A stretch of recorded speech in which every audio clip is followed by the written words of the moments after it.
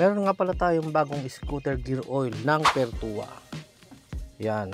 Sa itsura pa lang ay kabayong-kabayo at mararamdaman mo kung gaano rin siya ka-smooth tumakbo.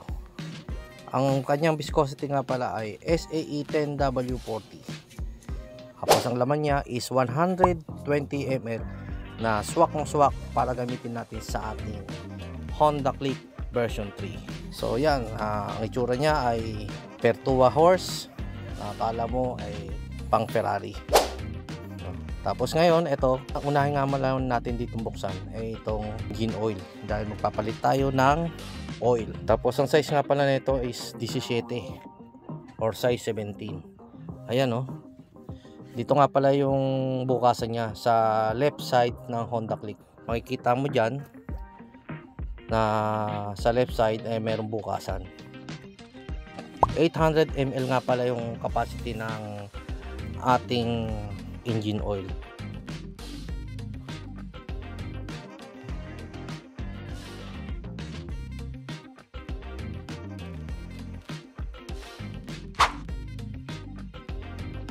Ito nga pala yung ilalagay natin. Standard pa rin natin na ginagamit itong Pro Honda Fully Synthetic Oil.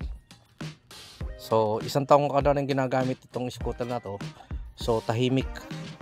Kaya masasabi ko talagang recommended ko para ito yung fully synthetic talaga ang pinakamagandang mandar. Tapos lagi nyo tatandaan meron siyang ditong washer na nakakabit. Kung minsan nalalaglag nyo yan. So 30 pesos lang naman yan something. Mabibili nyo doon sa mga outlet store ng Honda.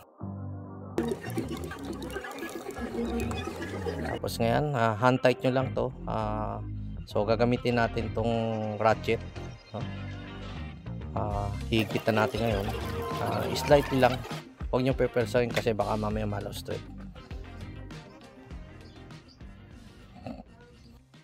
Lipat naman tayo dito sa right side kung saan makikita natin yung dipstick para makapag-refill tayo ng fully synthetic oil ng Honda.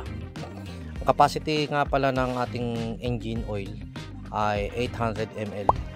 Bali ang laman nga pala ng ating fuel synthetic na ating nabili is 1 liter. So 800 ml lang ang ating ilalagay. Kaya mag-iiwan tayo dyan ng 200 ml.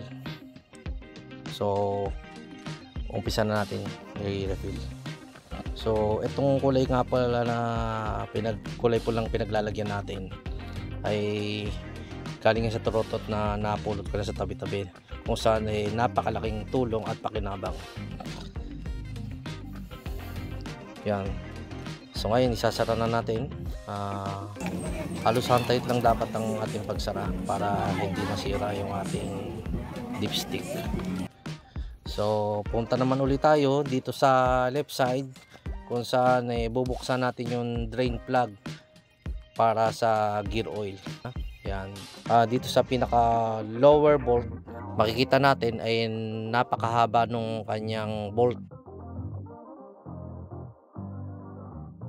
Tumutulo na ating gear oil.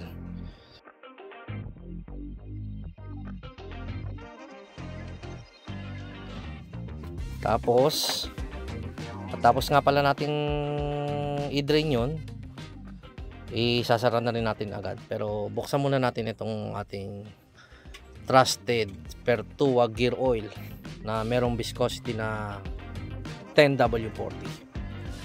Yan, isasara na nga muna natin. So ganun pa rin, hand tight pa rin nga. Ang size nga pala ng bolt natin dito, kung ating tatandaan, ay 13. Itong socket wrench natin na ginagamit. So dito nga pala sa pinaka middle o sa gitna ay maiksi nga palang bolt niyan. Yan, napakaiksi. So diyan tayo ngayon magsasalin, no? Tamang-tama itong nguso ng ating gear oil, kasang-kasya doon sa butas. Yan, napakalinaw, gold ang kulay niyan. Tapos ngayon ipapump mo lang siya ng ipapump hanggang sa maubos.